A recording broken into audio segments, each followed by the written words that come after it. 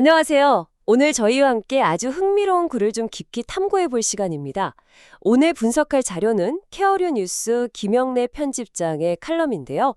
아침마다 지혜, 14, 마음챙김 명상, 시니어의 건강한 삶을 여는 열쇠입니다. 김영래 편집장님은 매일 아침마다 지혜라는 이름으로 좋은 글과 또 팟캐스트 전해주시는 분이죠. 건강, 특히 시니어 건강에 관심이 많으신 당신에게는 오늘 내용이 특히 좀 의미가 있을 것 같습니다. 보통 우리가 건강관리라고 하면 운동 열심히 하고 식단 조절하고 또 잠 잘 자는 것 이런 걸 떠올리잖아요. 근데 이 글은 우리가 좀 흔히 간과하기 쉬운 부분, 바로 마음의 힘. 좀 더 구체적으로는 마음 챙김 명상이 시니어 건강에 왜 중요한 열쇠가 될 수 있는지 이걸 아주 설득력 있게 제시하고 있습니다. 어쩌면 그동안의 건강 관리 방식에서 좀 빠져있던 중요한 퍼즐 조각, 그런 걸지도 모르겠네요. 그래서 오늘 저희의 임무는요, 이 글에 담긴 정보만을 딱 바탕으로 해서요, 마음챙김 명상이란 게 정확히 무엇인지, 그리고 왜 이게 시니어의 건강 여정에 중요한 역할을 하는지, 네. 그리고 이 글이 제안하는 아주 쉽고 실용적인 시작 방법은 또 무엇인지, 이걸 명확하게 파악해 보는 겁니다. 자, 그럼 김영래 편집장의 글 속으로 한번 같이 들어가 볼까요? 이 글은 첫 문장부터 좀 흥미로운 질문을 던져요. 열심히 운동하고 식단도 관리하는데 왜 건강 목표 달성이 어려울까? 이런 거죠. 여기에 대한 해답으로 마음 챙김이라는 조금 다른 각도의 접근법을 제시하면서 시작하고 있습니다. 그럼 먼저 이 글에서 설명하는 마음 챙김, 영어로는 마인드풀니스죠. 이게 무엇인지부터 좀 명확히 짚고 넘어가야 할 것 같습니다. 현재 순간에 온전히 집중해서 자신의 생각, 감정, 그리고 몸에서 느껴지는 감각들, 이런 것들을 판단하지 않고 있는 그대로 알아차리는 훈련, 이렇게 점의하고 있네요. 네네. 흥미로운 점은 이게 원래 불교 전통에서 비롯되었지만 그래서는 종교적인 색채는 빼고 스트레스 관리나 정신건강 치료법으로 널리 활용되고 있다는 점, 그리고 또 특별한 도구나 장비 없이 언제 어디서든 실천할 수 있다.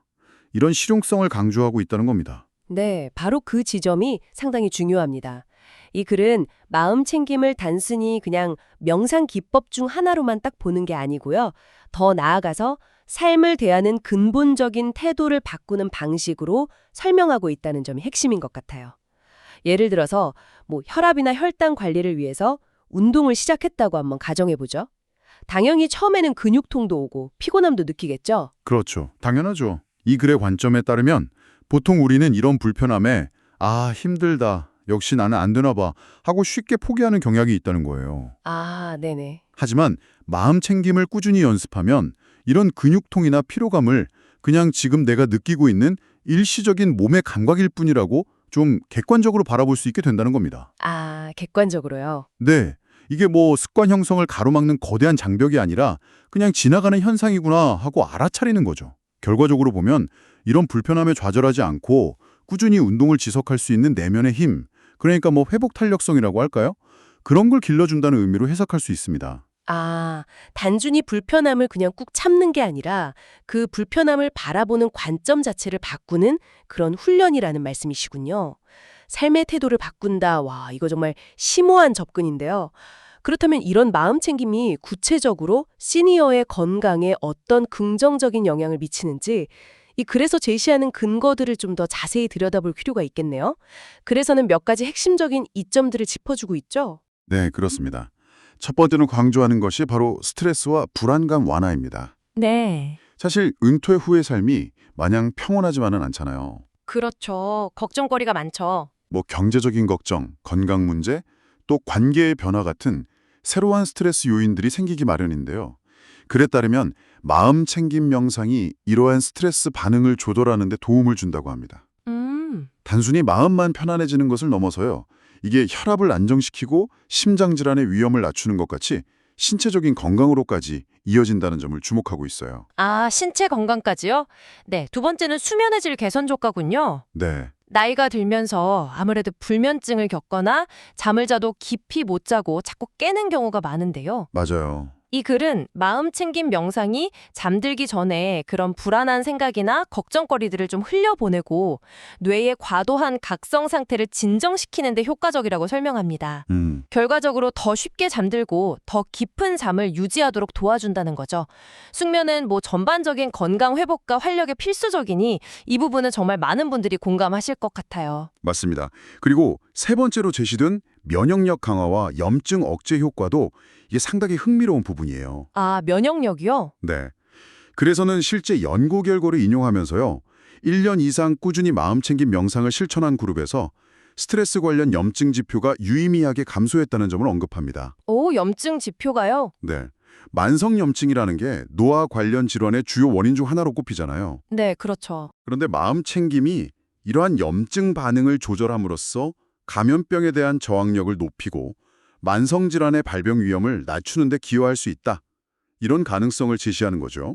이건 단순히 심리적인 효과를 넘어서는 명확한 생리적인 변화를 이야기하는 부분입니다. 와, 정말 그러네요. 심리적인 안정뿐만 아니라 생리적인 변화까지 이끌어낸다니 이거 놀라운데요.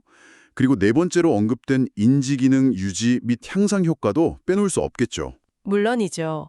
아무래도 나이가 들면서 가장 걱정되는 부분 중 하나가 기억력이나 집중력이 떨어지는 것인데 이 글에 따르면 마음챙김 명상이 뇌의 특정 영역, 특히 주의력, 자기인식, 감정 조절과 관련된 영역에요.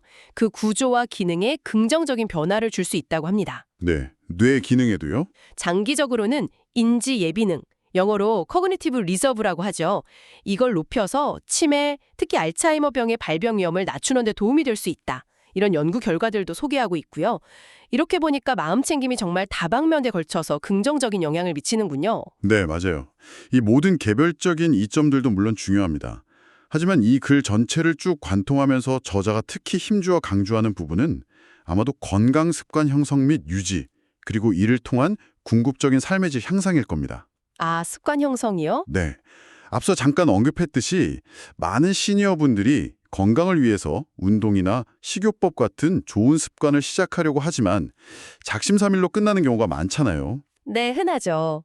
습관 형성 과정에서 마주치는 여러 가지 방해 요인들. 예를 들면 신체적 불편감, 심리적 저항감, 혹은 순간적인 유혹 같은 것들요. 이런 것들을 효과적으로 다루지 못하기 때문이라고 진단합니다. 바로 이 지점에서 마음챙김이 강력한 도구가 된다는 겁니다. 아, 그렇군요. 예를 들어서 건강에 좋지 않다는 걸 알면서도 자극적인 음식이 갑자기 막 먹고 싶어질 때가 있잖아요. 있죠, 네. 그럴 때 마음챙김은 그 욕구를 억누르거나 외면하는 대신에 아, 지금 이런 음식을 먹고 싶다는 생각이 강하게 드는구나 하고 그 욕구를 알아차리게 돕는다는 거죠. 그냥 알아차린다? 네. 그리고 그 순간의 충동적인 욕구와 자신이 진정으로 추구하는 장기적인 건강 목표 사이에서 잠시 거리를 두고 선택할 수 있는 어떤 내면의 공간을 만들어준다는 겁니다. 아하. 단순히 참아 이게 아니라 알아차리고 거리를 두고 선택하자 이런 접근 방식인 거죠. 와, 그 설명이 정말 확 와닿네요. 그러니까 의지력 싸움으로만 가는 게 아니라 자신의 내면 상태를 더 명확히 인지하고 좀 현명하게 대처하는 능력을 키우는 거군요. 정확합니다. 그래서 이 글은 마음챙김을 단순히 스트레스 해소법이나 불면증 치료법 정도로만 보는 것을 넘어서는 거예요. 네. 운동, 식단 조절, 금연 같은 건강에 필수적인 다른 습관들을 포기하지 않고 지속 가능하게 만들어주는 어떤 기반 역할을 한다는 점을 강조하는 거죠. 아, 기반 역할. 네. 더 나아가서 이 과정을 통해서 자신을 더 깊이 이해하게 되고 자기 성찰이죠. 자신의 가치관과 실제 생활 방식 사이에 간격을 줄여나가면서 궁극적으로는 삶 전반에 대한 만족감과 의미를 높이는 데 기여한다는 보다 근본적인 차원의 변화를 이야기하고 있습니다. 단순히 증상 완화 이게 아니라 건강한 삶을 살아갈 힘 자체를 기르는 것이라고 볼 수 있겠네요. 그렇군요. 듣고 보니 마음챙김이 단순히 하나의 건강관리법이라기보다는 다른 모든 건강 노력을 성공으로 이끄는 어떤 메타 습관 같은 역할? 그런 걸 할 수도 있겠다는 생각이 드네요. 정말 매력적인 관점인데요. 그럼 이렇게 중요하고 유익한 마음챙김 명상, 이 글에서는 시니어분들이 어떻게 좀 쉽고 부담 없이 시작할 수 있다고 안내하고 있나요? 아무리 좋아도 시작이 어려우면 그림에 떡을 텐데요. 다행히 이 글은 아주 구체적이고 실천하기 쉬운 방법들을 여러 가지 제안하고 있습니다. 오, 다행이네요. 첫 번째로 소개하는 것이 호흡 명상, 그중에서도 박스 호흡, 박스 브리딩이라는 기법이에요. 박스 호흡이요? 네, 방법은 아주 간단한데요. 눈을 감거나 편안하게 뜨고요. 넷을 세면서 숨을 천천히 들이마시고 다시 넷을 세면서 숨을 잠시 멈추고 또 넷을 세면서 숨을 내쉬고 마지막으로 넷을 세면서 숨을 멈추는 과정을 반복하는 겁니다. 아, 네모를 그리듯이 숨을 쉬는 거군요. 네, 이름처럼요. 그래서는 하루에 단 5분이라도 이렇게 자신의 호흡에 집중하는 시간을 갖는 것만으로도 눈에 띄는 변화를 경험할 수 있다고 강조합니다. 하루 5분. 네. 두 번째 방법은 일상생활 속에서의 마음챙김 연습이군요. 꼭 정해진 시간에 각 잡고 앉아서 명상해야 하는 건 아니라는 점이 저는 좀 흥미로운데요. 맞아요. 그게 장점이죠. 예를 들어 산책을 할 때 주변 풍경보다는 발이 땅에 닿는 감각이나 다리 근육의 움직임, 스치는 바람의 느낌, 이런 것에 온전히 집중해 보는 겁니다. 네네. 또는 차 한 잔을 마실 때도 그냥 습관적으로 마시는 게 아니라 그 찻잔의 따뜻함, 코로 느껴지는 향기, 입안에 퍼지는 맛, 이걸 하나하나 음미하면서 그 순간에 머무는 연습을 하는 거죠. 거창하게 시간을 내지 않아도 일상 속에서 얼마든지 실천할 수 있다는 점이 정말 큰 장점인 것 같습니다. 그렇죠. 그리고 세 번째로는 모바일 앱을 활용하는 방법도 추천하고 있어요. 아, 앱이요? 네. 요즘 헤드스페이스나 캄 아니면 국내 앱 중에서는 마보, MABO 같은 좋은 마음챙김 명상 앱들이 많이 나와 있잖아요. 네, 저도 들어봤어요. 이런 앱들은 보통 안내 명상, 가이드드 메디테이션 기능을 제공해서요. 특히 명상이 처음이거나 혼자 하기 좀 막막한 분들에게 아주 친절한 가이드 역할을 해줄 수 있습니다. 그래서도 한국어로 된 안내를 제공하는 앱들이 많아서 언어 장벽 없이 쉽게 시작할 수 있다는 점을 언급하고 있고요. 기술의 도움을 현명하게 활용하는 것도 좋은 전략이 될 수 있겠습니다. 네, 그리고 마지막으로 이 글이 강조하는 조언은 짧게 그리고 자주 실천하라는 것이네요. 네, 꾸준함이 중요하죠. 처음부터 너무 거창한 목표를 세우기보다는 하루에 5분이나 10번이라도 좋으니까 꾸준히 규칙적으로 하는 것이 습관 형성의 핵심이라고 말합니다. 짧은 시간이라도 매일 꾸준히 하다 보면 자연스럽게 명상 시간이 늘어나고 깊이도 더해질 수 있다는 거죠. 부담 없이 시작해서 점진적으로 늘려가는 방식, 이게 중요해 보입니다. 네, 맞습니다. 이 글 전체를 통해 전달되는 또 하나의 중요한 메시지는 바로 이 접근성과 용이성인 것 같아요. 아, 쉽게 할 수 있다는 거요? 네. 그래서도 지적하듯이 특히 연령대가 높아질수록 새로운 무언가를 배우거나 습관을 들이는 것에 대해서 좀 심리적인 장벽을 느끼기 쉽잖아요. 그렇죠. 근데 마음챙김 명상은 그런 부담이 현저히 적다는 점을 저자는 계속 강조하고 있습니다. 특별한 운동기구가 필요한 것도 아니고 비싼 비용이 드는 것도 아니고요. 복잡한 이론을 공부해야 하는 것도 아니죠. 네. 심지어 몸이 불편하거나 거동이 자유롭지 못한 분들도 앉거나 누운 상태에서 얼마든지 할 수 있습니다. 글의 표현을 빌리자면 바로 지금 당신이 있는 그 자리에서 자신의 호흡이라는 가장 기본적인 도구 하나만으로 시작할 수 있다는 겁니다. 아, 이처럼 문턱이 낮다는 점이 시니어들에게 마음챙김을 더욱 매력적인 건강관리법으로 느끼게 할 수 있는 중요한 요소라고 생각합니다. 자, 오늘 저희가 함께 탐구해본 케어요 뉴스 김영래 편집장의 아침마다 지혜 146 칼럼 마음챙김 명상 시니어의 건강한 삶을 여는 열쇠 내용을 쭉 종합해보면 어떤 핵심적인 메시지를 우리에게 전달하고 있을까요? 제 생각에는 마음챙긴 명상이란 것이 결코 어렵거나 특별한 사람만 하는 것이 아니라 누구나 쉽게 시작할 수 있다. 그리고 단순한 심리적 안정감을 넘어서 스트레스 감소, 수면의 질을 향상, 면역력 증진, 인지기능 유지 같은 실제적이고 구체적인 건강상의 이득을 가져다 준다는 점. 이걸 분명히 보여준 것 같습니다. 네, 그렇죠. 특히 제가 이 글을 통해 가장 흥미롭게 본 부분은요. 마음챙김이 그 자체의 효과뿐만 아니라 운동이나 식단 조절 같은 다른 중요한 건강 습관들을 꾸준히 실천하고 유지할 수 있도록 돕는 어떤 지렛대 역할을 한다는 점이었어요. 더 나아가서 이 글은 시니어에게 건강이라는 것이 단순히 질병 없이 오래 사는 것만을 의미하는 것이 아니다.